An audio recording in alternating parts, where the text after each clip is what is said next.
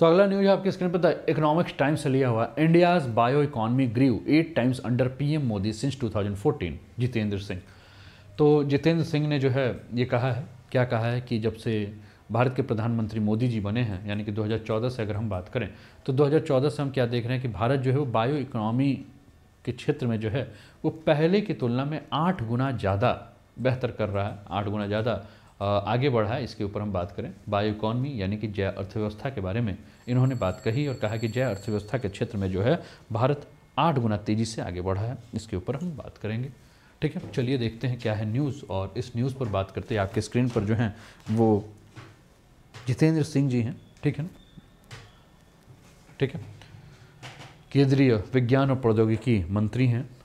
ठीक है, DOPT minister भी हैं ये। और ये जो कॉन्फ्रेंस में जिसको बोल रहे थे, जिसका नाम था international conference on emerging trends in bio science and chemical technology, और यानी कि जैव विज्ञान और रासायनिक प्रौद्योगिकी के क्षेत्र में उभरते रुझानों पर ये पूरा का पूरा सम्मेलन था, अंतर्राष्ट्रीय सम्मेलन था, जिसको संबोधित कर रहे थे जितेंद्र सिंह। और इन्होंने कहा कि देखिए भारत जो है 2014 के बाद से 2022 8 सालों में जो है भारत 8 गुना जो है वो बढ़ा हुआ है। अब ये जो सम्मेलन था, ये सम्मेलन जो हो रहा था वो हो रहा था आपका श्री माता वैष्णो देवी विश्वविद्यालय स्कूल ऑफ बायोटेक्नोलॉजी के में जो है ये सम्मेलन हो रहा था। और इसमें आपकी बायोटेक रिसर्च कंपनी थी, IIM जम्मू था, ठीक है ना, CSIR था, ये सारी संस्थाएं जो मिलकर जो है वो इस सम्मेलन को करा रही थी। और इसमें जो पूरी बातें हुई वो बायोटेक के क्षेत्र में हुआ, और कहा गया कि देखिए बायोटेक के क्षेत्र में भी जो है स्टार्टअप्स कंपनियां जो है वो आ रही हैं। और 8 वर्षों में हमने क्या देखा है कि 8 वर्षों में लगभग पहले की तुलना में 10 गुना ज़्यादा जो है वो स्टार्टअप्स कंपनियां आई हैं। मतलब कहा गया कि 2014 में अगर हम बात करें तो 2014 में जो स्टार्टअप्स कंपनियां थीं वो मात्र 52 स्टार्टअप्स कंपनियां थी। कितनी थी? मात्र 52। कब? 2014 में। लेकिन अगर हम 2022 की बात करें तो 2022 में जो स्टार्टअप्स कंपनियां हैं इनकी संख्या कितनी है? तो 2022 में जो स्टार्टअप्स कंपनियां हैं इनकी संख्या जो है वो 5300। बहुत बड़ा नंबर, बहुत बड़ा बदलाव, ठीक है ना। जब इसमें एक बात और भी कही तो जितेंद्र सिंह ने एक बात और भी कही। इन्होंने कहा कि 2021 की अगर हम बात करें तो 2021 में जो बायोटेक स्टार्टअप कंपनियां हैं, है ना, कौन सी कंपनियां? बायोटेक्नोलॉजी यानी कि जैव प्रौद्योगिकी में जो भी स्टार्टअप कंपनियां हैं, केवल 2021 की अगर हम बात करें तो 2021 में लगभग इन्होंने जो डेटा दिया उस डेटा के हिसाब से इन्होंने बताया कि लगभग 1200 के आसपास या 1150 मान लो, 1128 जो है वो स्टार्टअप कंपनियां जो हैं वो ओपन कब हुई? 2021 में हुई, अकेले 2021 में। और ये बायोटेक जो स्टार्टअप कंपनियां जो हैं वह क्या है, इसके माध्यम से जो है वो ये एक संकेत देख रही हैं भारत के लिए कि भारत जो है वो बायोटेक के क्षेत्र में जो है वो बहुत तेज़ी से जो विकास कर रहा है।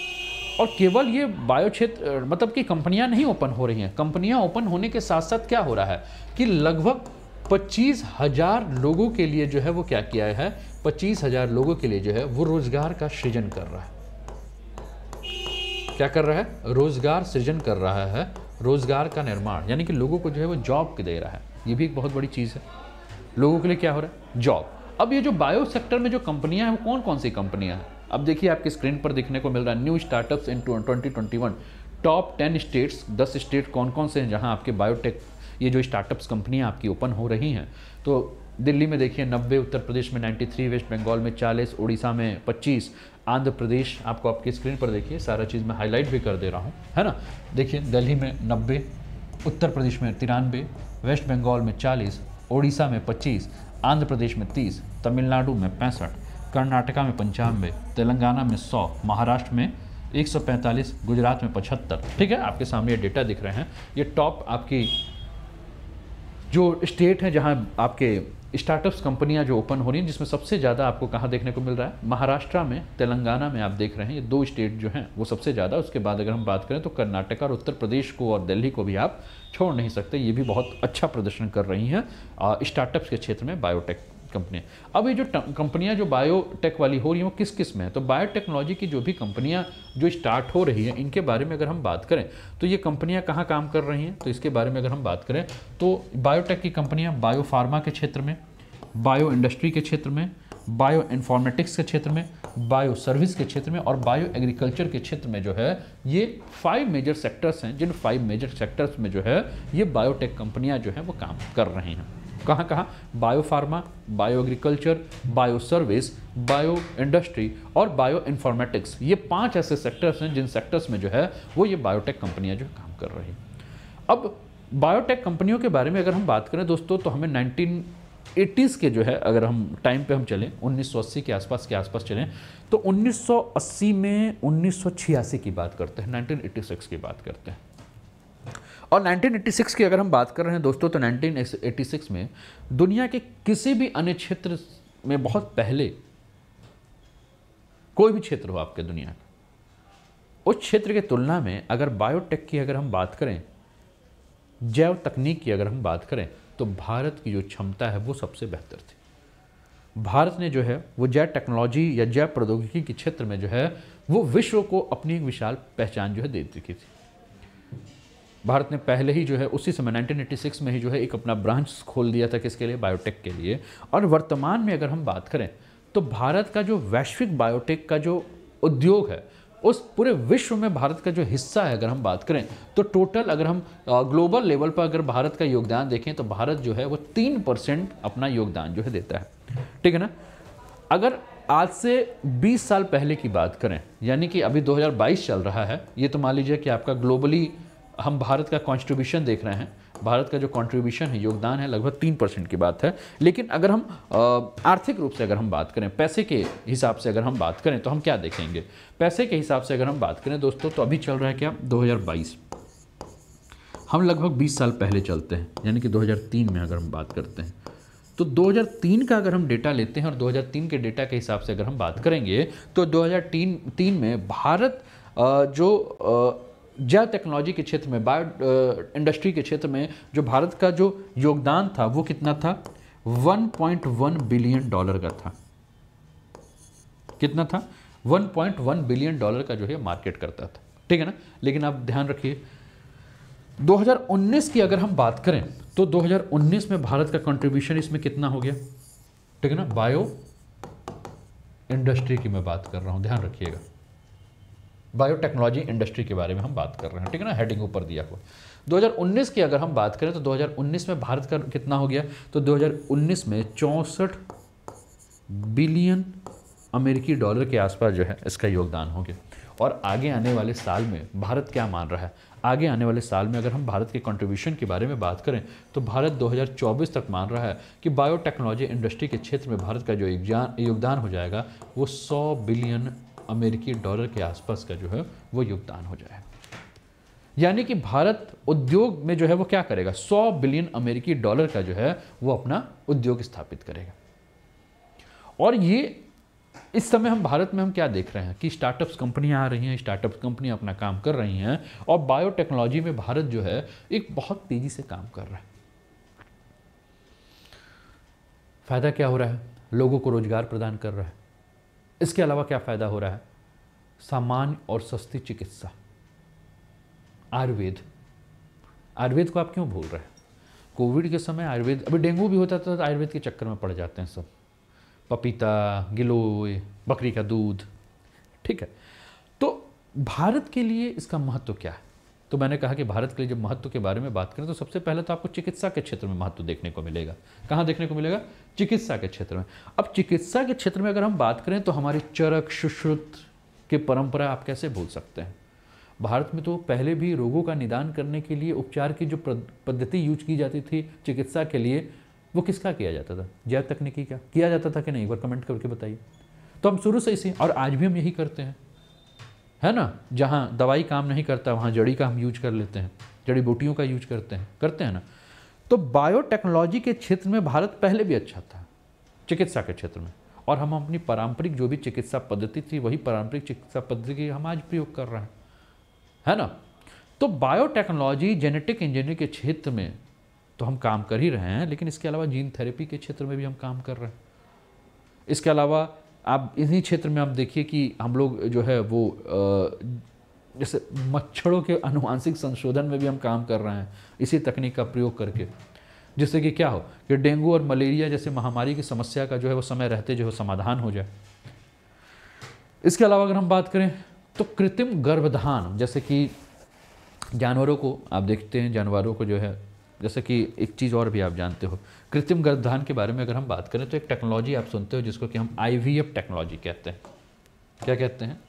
IVF technology. इसका यूज जो है वो इंसानों द्वारा किया जाता है। जब कोई माँ गर्भवती नहीं हो पाती है, गर्भधारण नहीं कर पाती है, तो ये क्या किया जाता है, कृत्रिम रूप से जो है वो गर्भधारण कराने की प्रक्रिया है, जिसको टेस्ट ट्यूब बेबी का आप लोग नाम देते हो, है ना।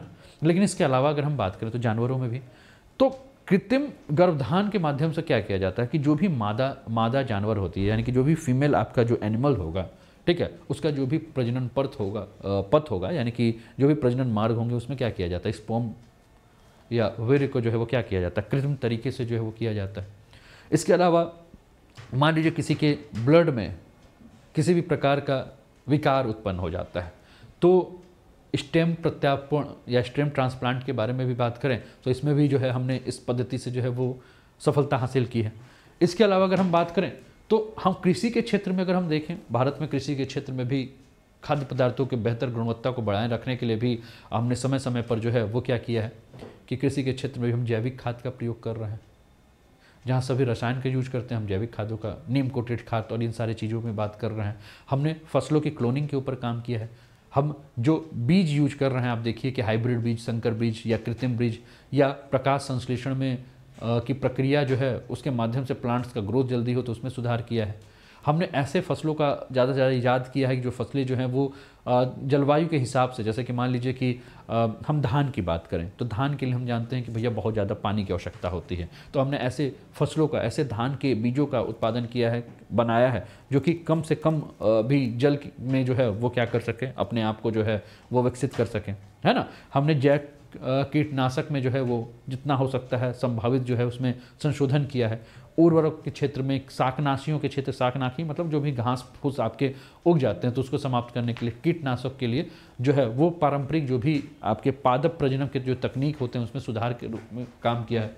इसके अलावा अगर हम बात करें तो लाइव स्टॉक के बारे में अगर हम बात करें, जैसे कि पशुपालन के क्षेत्र में भी हमने देखा है कि किस प्रकार से बायोटेक्नोलॉजी का यूज किया जा रहा है, जिससे कि किसी भी पशुओं के स्वास्थ्य के या उसके कल्याण के क्षेत्र में जो है काम हो। इसके अलावा खाद्य प्रसंस्करण यानी कि फूड प्रोसेसिंग के क्षेत्र में भी अगर हम बात करें तो फूड प्रोसेसिंग के क्षेत्र में भी हम देखें कि भारत जो है वो बायोटेक्नोलॉजी का जो है वो यूज कर रहा है, और भारत में जो है वो बायोटेक्नोलॉजी का यूज जो है अलग अलग खाद्य उत्पादों को जो है वो प्रयोग किया जा रहा है, जिससे कि कोई भी अनुवांशिक परिवर्तन उसमें हो रहा है तो उसका पता लगाया जा सके।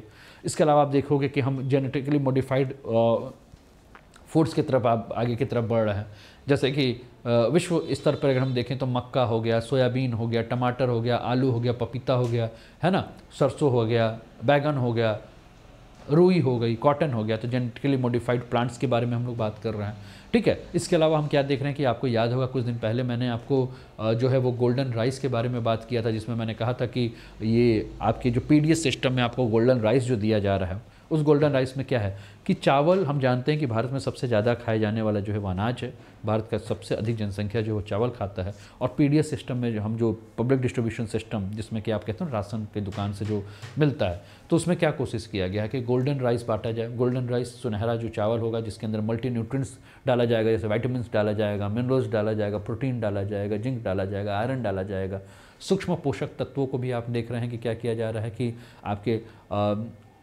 अनाजों के अंदर, खासकर चावल के अंदर उसको जो है वो डाला जा रहा है, जिससे कि कुपोषण की समस्या जो है समाप्त हो, भारत में भूखमरी की जो समस्या है उसको समाप्त किया जाए, इन क्षेत्र में काम किया जा रहा है।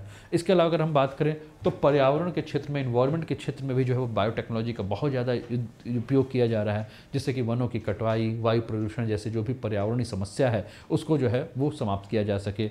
बायो सेंसर का यूज किया जाए, जिससे कि ये पता चल सके कि किसी भी प्रकार का अगर रसायन हो, उस रसायन के बारे में जो है पता चल सके, जो कि रसायन जो है वो प्रभाव डालता हो, ठीक है ना। इसके लिए कई सारी सरकारी पहले भी हो रही हैं, गवर्नमेंट ने कई सारे इनिशिएटिव भी उठाए हैं, जैसे कि मेक इन इंडिया है, स्किल इंडिया है, स्टार्टअप इंडिया है। अब इन सब का उद्देश्य क्या है? इन सभी का उद्देश्य ये है कि हम बायोटेक्नोलॉजी के क्षेत्र में या बायो मैन्युफैक्चरिंग के क्षेत्र में जो है वो एक अच्छे सेंटर के रूप में जो है वो उभर सकें, ठीक है। और देश का उद्देश्य क्या है, जैसे मैंने बताया ना, आपके सामने डेटा रखा था, तो एक डेटा क्या रखा था कि 1986 की अगर हम बात करें तो 1986 में हमने जो कमाई की थी वो कितनी की थी, तो 1986 से स्टार्ट हुआ था, 2003 तक हम क्या थे, 1.1 बिलियन के आसपास थे। हमने बात अभी किया था थोड़ी देर पहले, ठीक है ना। 2019 में 64 बिलियन। लेकिन हमारा फोकस क्या है कि 2024 तक की, अगर हमारा फोकस क्या है कि 2024 तक हम अपना जो मार्केट बनाए वो कितना बनाए, 100 बिलियन के आसपास का जो है वो मार्केट बनाए और हम ज़्यादा से ज़्यादा इसमें जो है वो लाभ कमा सकें,